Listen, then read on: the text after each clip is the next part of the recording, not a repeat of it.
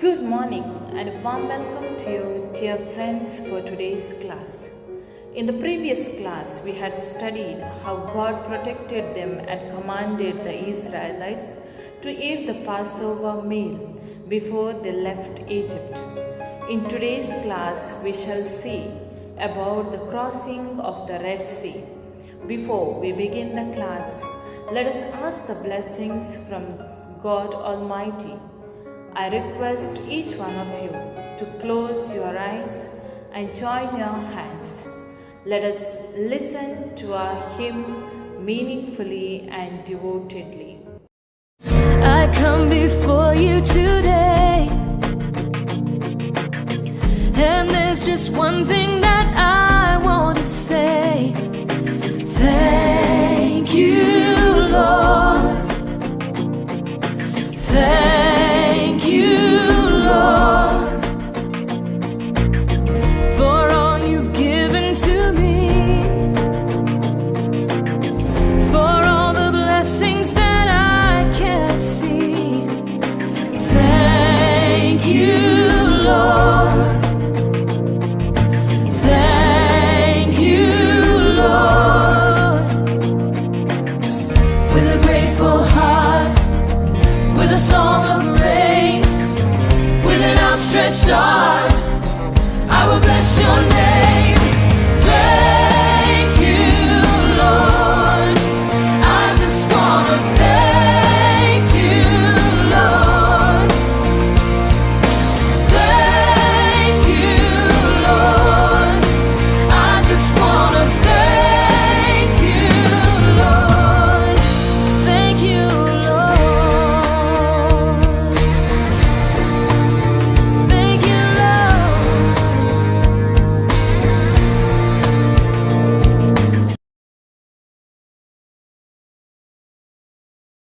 Chapter 5, The Crossing of the Red Sea.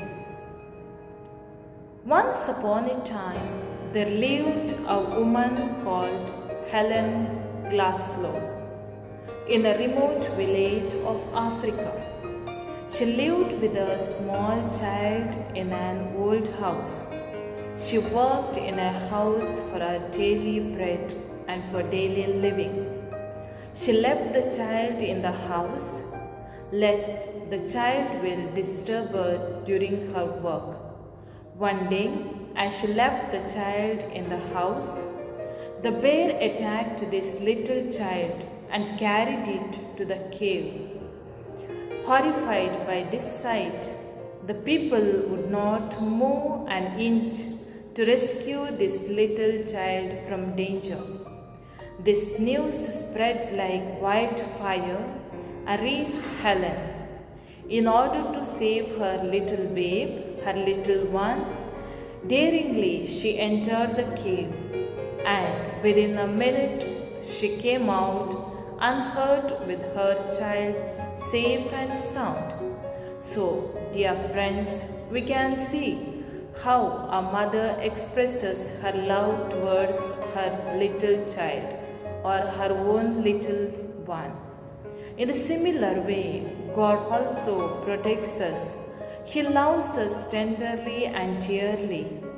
We have read many incidents about the tender love of God, and also we had seen how God protected the Israelites as His own loving children. So let us now listen to the Word of God. Exodus chapter 14, verses 5 to 6, 10, 15 to 16, 21 to 29. When the king of Egypt was told that the people had escaped, he and his officials changed their minds and said, "What have we done? We have let the Israelites escape, and we have lost them as our slaves." The king got his war chariots and his army ready. When the Israelites saw the king and his army marching against them, they were terrified and cried out to the Lord for help. The Lord said to Moses, "Why are you crying out for help? Tell the people to move forward. Lift up your stick and hold it out over the sea. The water will divide, and the Israelites will be able to walk through the sea on dry ground." Moses held out his hand over the sea, and the Lord threw the sea back with a strong east wind. It blew all night and turned the sea into dry land. The water was divided, and the Israelites went through the sea on dry ground, with walls of water on both sides. The Egyptians pursued them and went after them into a sea with all their horses, chariots, and drivers. Just before dawn, the Lord looked down from the pillar of fire and cloud at the Egyptians' army and threw them into a panic. He made the wheels of their chariots get stuck, so that they moved with great difficulty. The Egyptians said, "The Lord is fighting for the Israelites against us. Let's get out of here." The Lord said to Moses, "Hold out your hand over the sea, and the waters will come back over the Egyptians and their chariots and drivers." So Moses held out his hand over the sea, and at daybreak the water returned to its normal level. The Egyptians tried to escape from the water, but the Lord threw them into the sea. The water returned and covered the chariots, the drivers, and all the Egyptian army that had followed the Israelites into the sea. Not one of them was left. But the Israelites walked through the sea on dry ground with walls of water on both sides.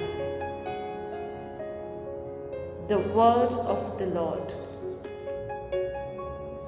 God protected His chosen people from the hands of their enemies. The chosen people were delivered from the clutches of the Pharaoh, and they journeyed towards the promised land. Pharaoh realized his mistake and sent his soldiers to bring back the Israelites. When the Israelites pitched their tent near the Red Sea, the Egyptians pursued them. So let us see how the Red Sea became as a dry land. Unlike the Egyptians, the Israelites did not have any weapons of war. The only strong weapon was their God, whom they trusted, who is their creator and guru and master. When the Israelites were pursuing the Egyptians, they were unable to face them, and so they cried out to God. God ordered Moses to stretch out his hand on the sea. At once the waters were divided and the dry land happened, or dry land appeared. The Israelites walked through the dry land, and the Egyptians' army got drowned. So we can see how God had a merciful eye towards these Israelites, because Israelites believed in God's mercy and protection. Though they didn't have any weapons, but they trusted in God, that God will do something for them, that God will come to their rescue and He will protect them from these Egyptians. So they cried out the name of the Lord, and at once Lord God came to their rescue, and He commanded Moses to stretch out his hand over the sea. This episode showed that God was present with the Israelites. He protected them by day with a pillar of cloud and by night with a pillar of fire. In the event of the crossing of this sea, the Egyptians realized that God fights for the Israelites and He has a plan for them. Through the God's power, the high and low tides of the sea favored the Israelites, but the same plan of God caused punishment to the unjust Egyptians. They saw the great thing the Lord brought for them, and they feared the Lord. Dear students, in this lesson we can learn that God is always with us. He fights for us, but we should be still and calm, and we need to believe in the words of God. As God commanded Moses to lift up his hand over the sea, in a similar way, He fulfilled His promise to these Israelites. He helped them to journey towards the promised land, the land which was promised by the Lord, flowing with honey and milk. So, the reflection on the crossing of the Red Sea teaches us how we can pass our difficulties and tribulations by trusting in the Lord. After this event of the crossing of the Red Sea, the Israelites started to praise God daily. They experienced the power of God. They thought that God is their warrior, and they knew that God will protect them from all the dangers, from all the evil ones. There's only one weapon was God. So this experience brought them close to God, and they started to believe in one God, the Almighty, who was their shelter and shield. The Lord is my shelter and my shield.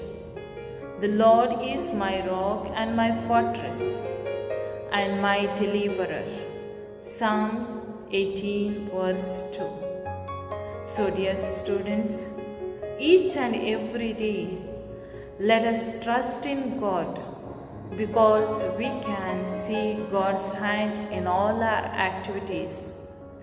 In each and every difficulties and temptations and tribulations, God is always with us, because He loves us and He cares for us. As a mother cares his little one, in the same way, God also cares us through various people, but we need to experience His love and His care very closely. So, let us make a point that to trust God, especially in times of difficulties and struggles. Let us always believe in His words. All this time, God's angel had gone ahead of Israel's army, but now He moved behind them. A large cloud had also gone ahead of them, but now it moved between the Egyptians and the Israelites. The cloud gave light to the Israelites, but it made it dark for the Egyptians, and during the night they could not come any closer. Moses stretched his arm over the sea, and the Lord sent a strong east wind that blew all night until there was dry land where the water had been. The sea opened up, and the Israelites walked through on dry land with a wall of water on each side. The Egyptian chariots and cavalry went after them, but before daylight the Lord looked down at the Egyptian army from the fiery cloud and made them panic. Their chariot wheels got stuck, and it was hard for them to move, so the Egyptians said to one another, "Let's leave these people alone. The Lord is on their side and is fighting against us." The Lord told Moses, "Stretch your arm towards the sea. The water will cover the Egyptians and their cavalry and chariots." Moses stretched out his arm, and at daybreak the water rushed towards the Egyptians. They tried to run away, but the Lord drowned them in the sea. The water came and covered the chariots, the cavalry, and the whole Egyptian army that had followed the Israelites into the sea. Not one of them was left alive. But the sea had made a wall of water on each side of the Israelites, so they walked through on dry land. On that day, when the Israelites saw the bodies of the Egyptians washed up on the shore, they knew that the Lord had saved them. Because of the mighty power he had used against the Egyptians, the Israelites worshipped him and trusted him and his servant Moses. Let us conclude our class as we pray together. Hail Mary, full of grace, the Lord is with you. Blessed are you among women, and blessed is the fruit of your womb, Jesus. Holy Mary, Mother of God, pray for us sinners, now and at the hour of our death. Amen. Dear students, have a wonderful day. May God bless you all.